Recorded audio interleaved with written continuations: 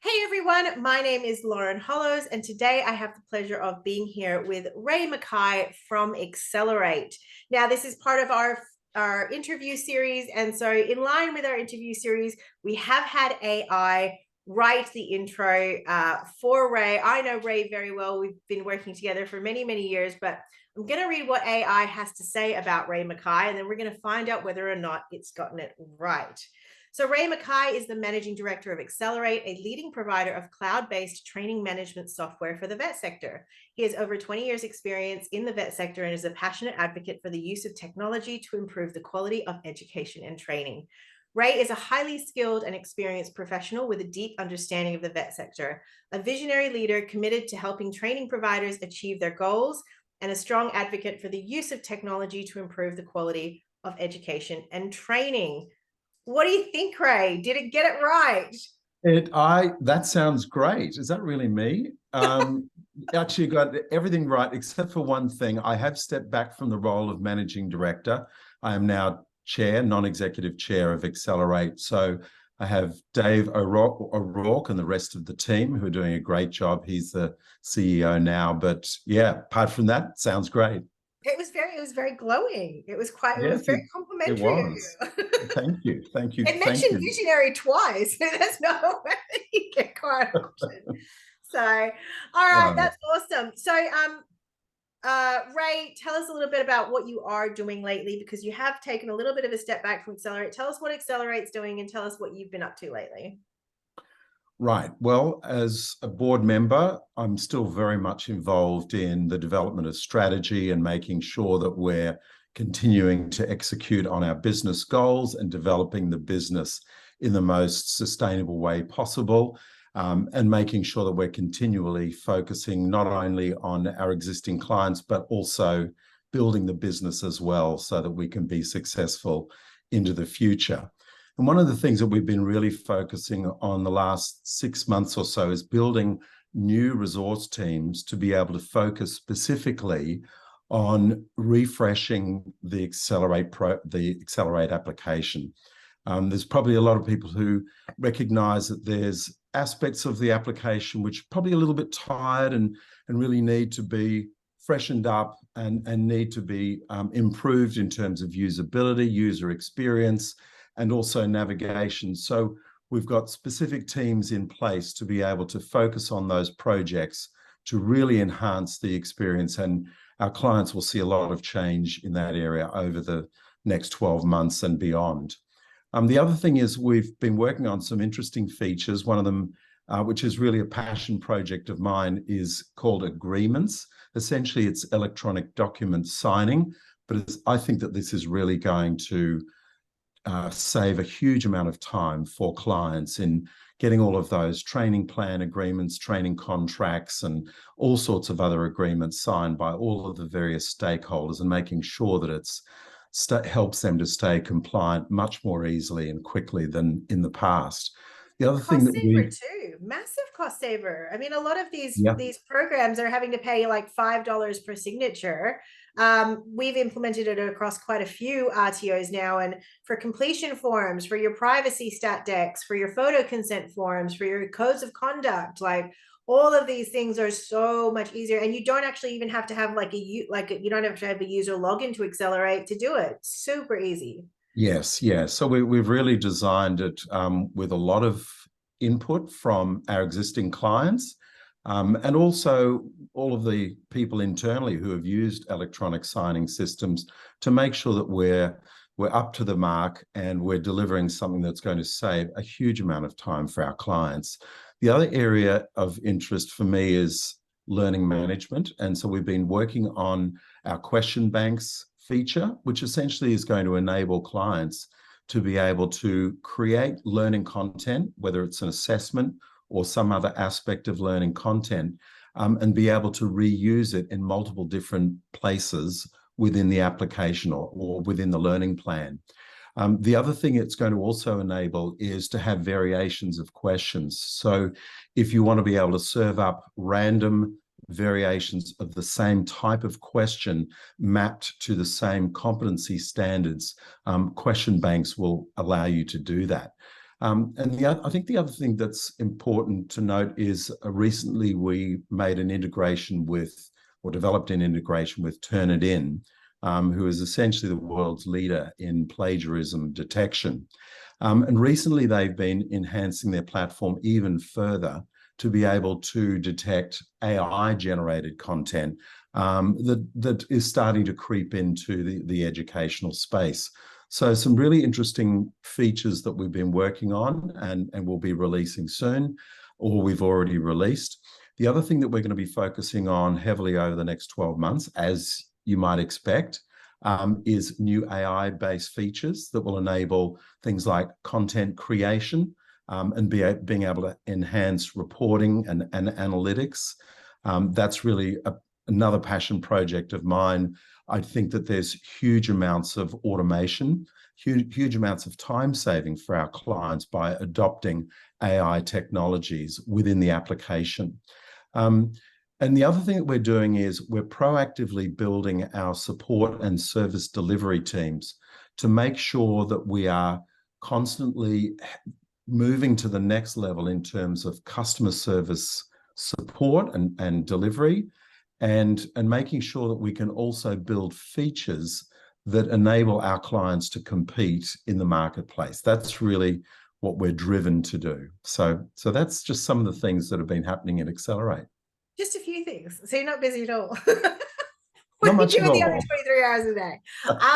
So what is the biggest challenge of running an SMS LMS? I mean, obviously there's a lot of different, aXcelerate's a little bit different from a lot of the others in that you guys are an all-in-one system. You have a huge amount of, you know, interfaces and APIs and things like that. But what is the biggest challenge of you know, building and running an SMS LMS, and what are some of the areas that you think, you know, where you see other products and things like that and you go, oh, I was just, you know, really haven't thought about this kind of thing?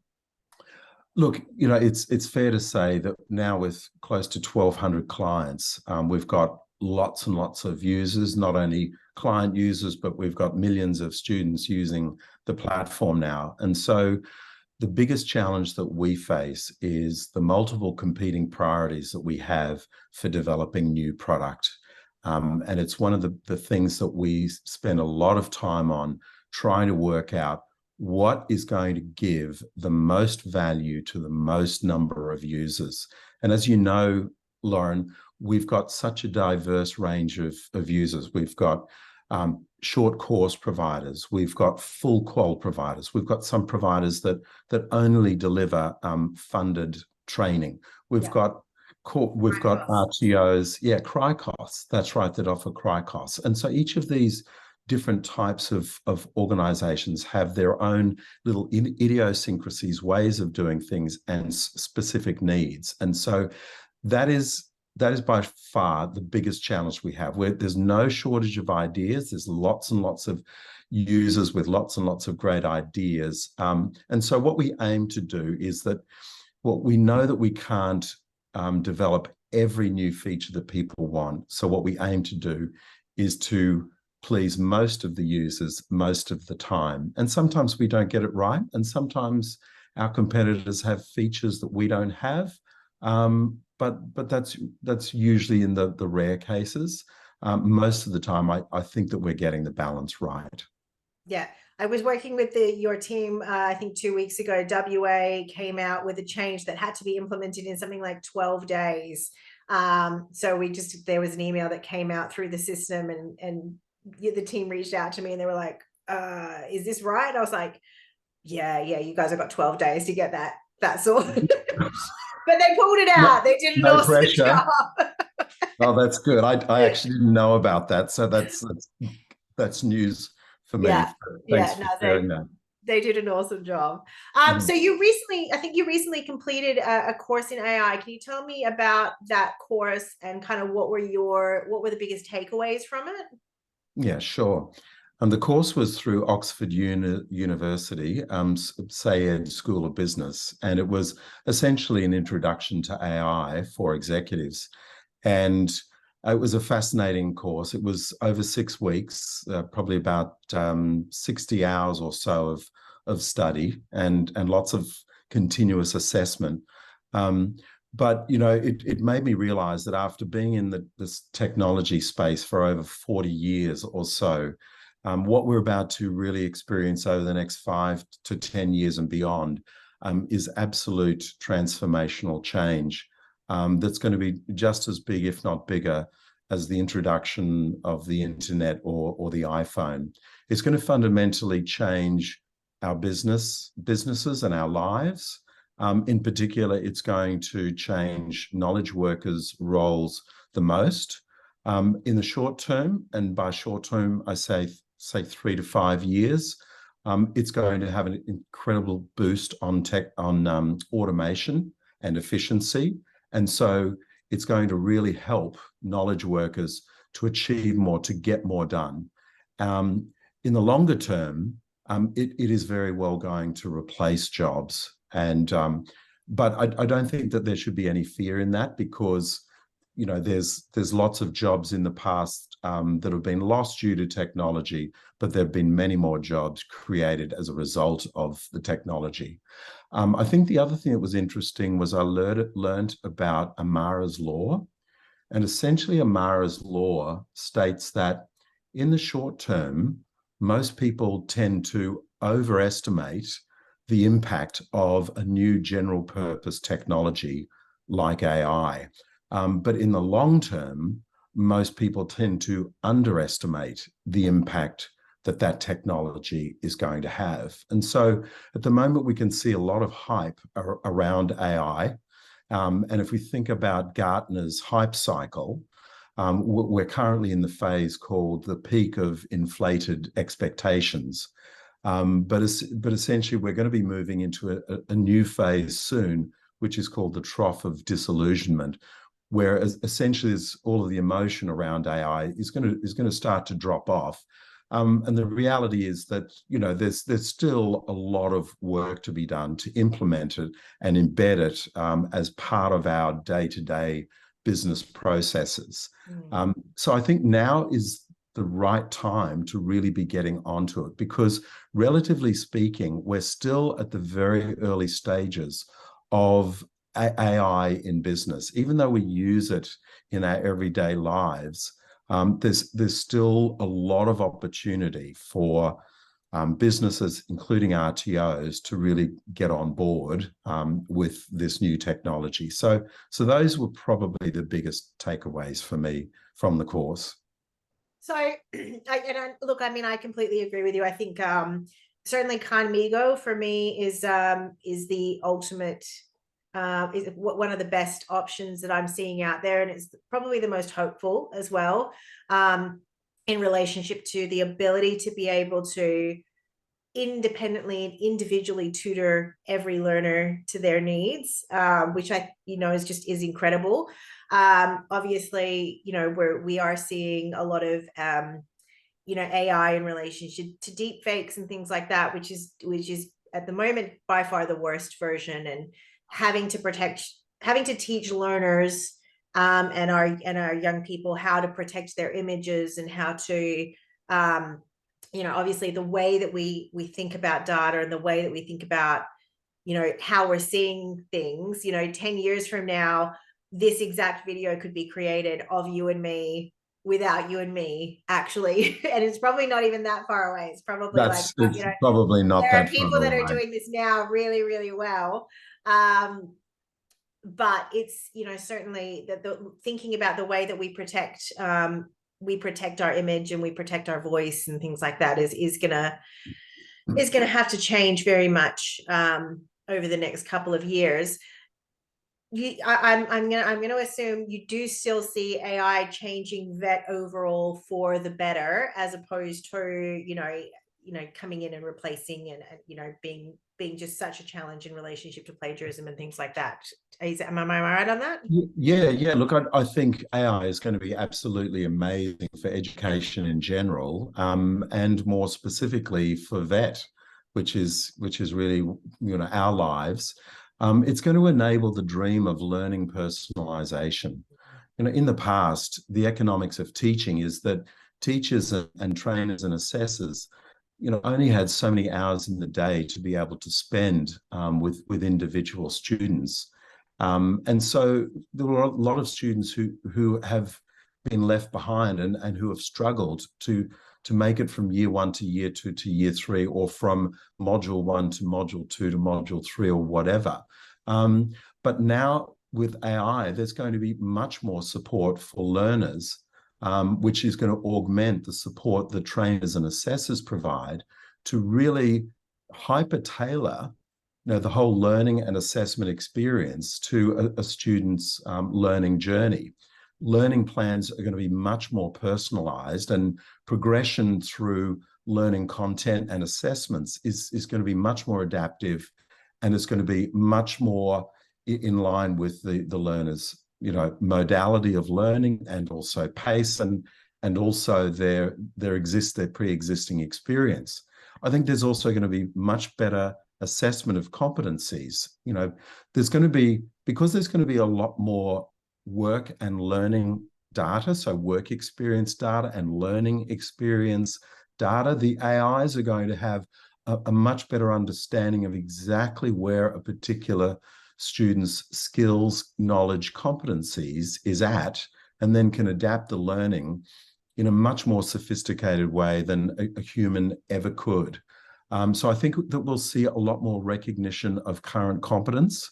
I like to think that current competence and recognition of those competencies is going to be something that's a lot easier to do, because we'll have the tools to do it. I think it's also going to completely transform RTO's business processes, starting at the front end with marketing and sales. And in fact, some of the most sophisticated AI tools that are out there, which have been in development for many years, are in the marketing and sales support space. So marketing content creation with platforms like copy.ai, and sales support tools. There's a great platform called gong.io. So these types of platforms are really going to turbocharge the marketing and sales strategy. And I think that that's a really important place for RTOs to focus on first, because that's going to help them to generate more business, generate more leads, and compete more effectively in the marketplace.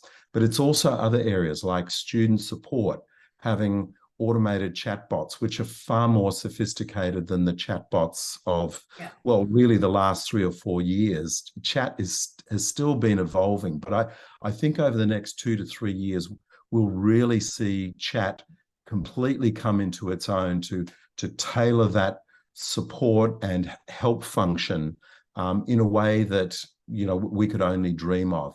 And then finally, learning and assessment content creation, tailoring and customization. I think that this is going to be a really big one, and this is something that we're focused on developing some tools and capabilities within aXcelerate to be able to use. And I think the winners are going to be those RTOs who really jump in early, roll their sleeves up, fail fast, and just try these new tools, and just get comfortable with them.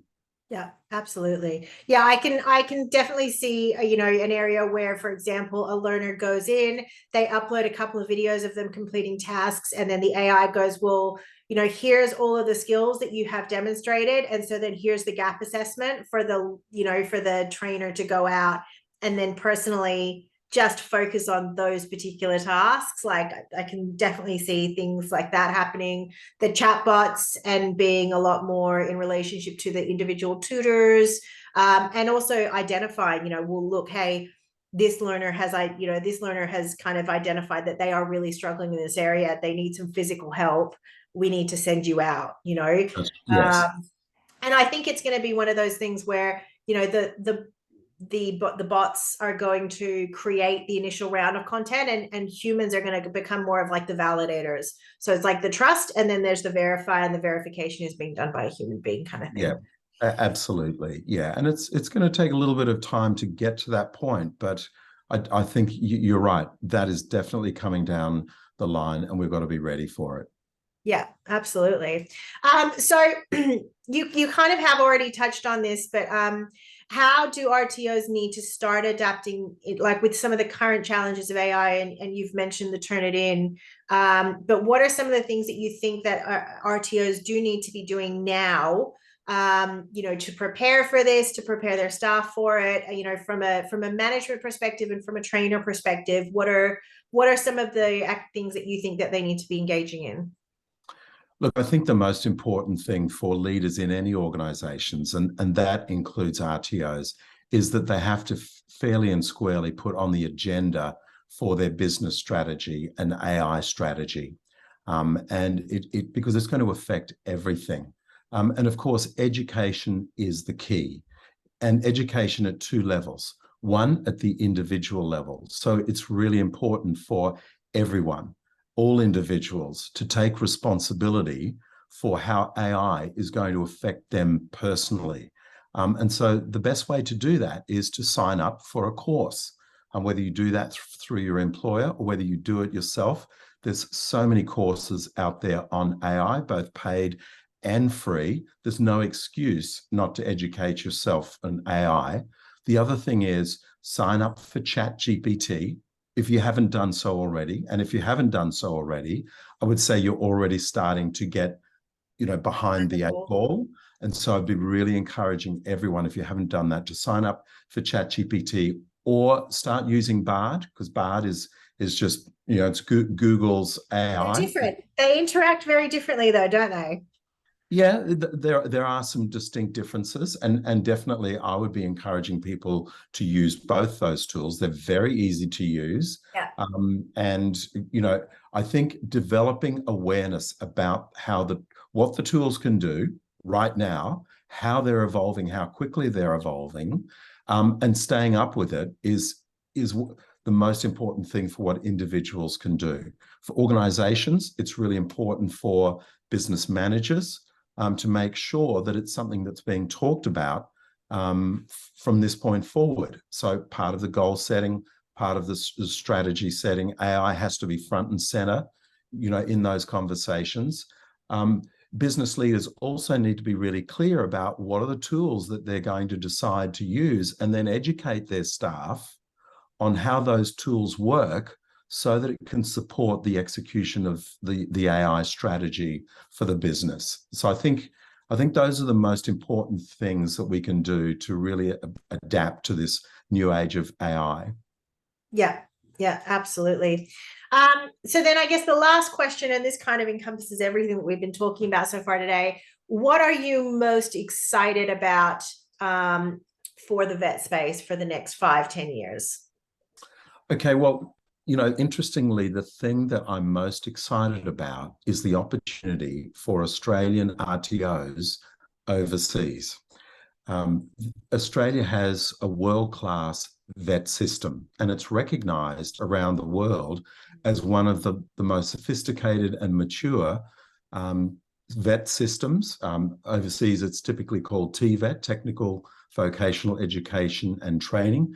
But there's a lot of countries overseas that look to Australia as a model for developing their own vet systems. And I think that,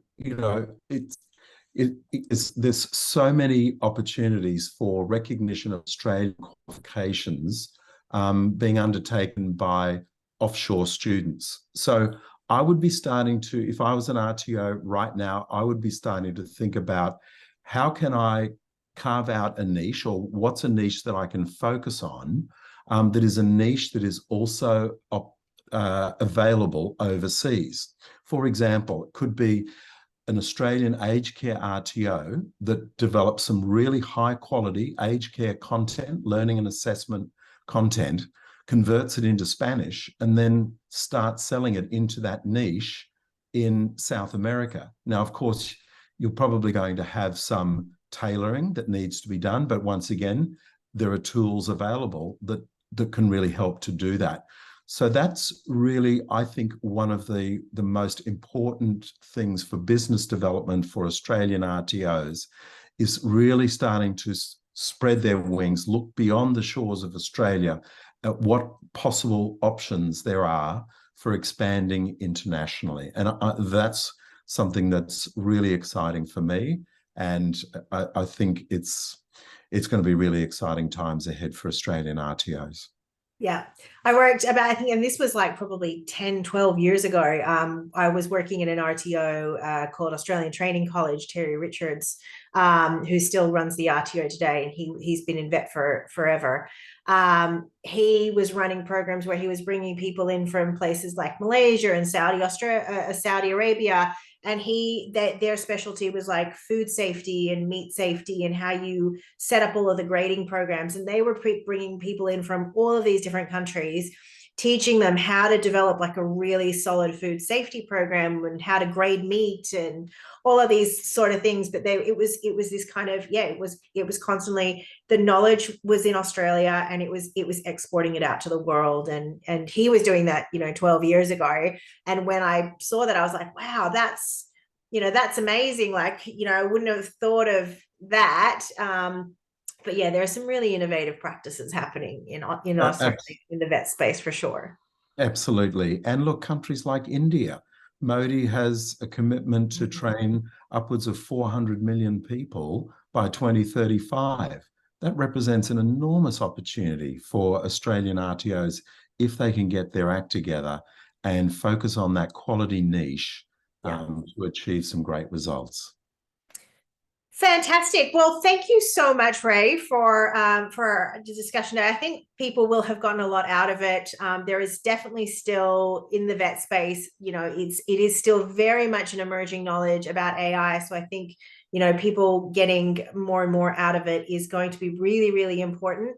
Obviously, aXcelerate is is an absolutely fantastic package. I've actually got a video coming out in the next couple of weeks about the agreements feature, because we've been running that out across RTOs, and it is wicked. It's so easy to use.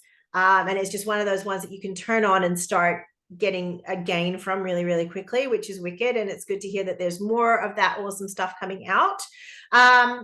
If people want to find out any more about aXcelerate, what's the best person for them to contact? Well, I guess our main number is 0732158888. Or you can go to our website and we've got a contact form that you can complete. So yeah, thanks very much for your time, Lauren. It's been great chatting with you. And hopefully that gives you a little bit more insight, at least from my perspective, on where I see things going in the future with AI. Absolutely. Thank you very much, everyone. This has been Ray from aXcelerate, and I am Lauren Hollows from NOI Education Services. This is part of our interview series, which is going to be dropping every Wednesday. Make sure you like, subscribe, hit the notifications bell for more good content coming your way. I am Lauren Hollows for NOI Education Services.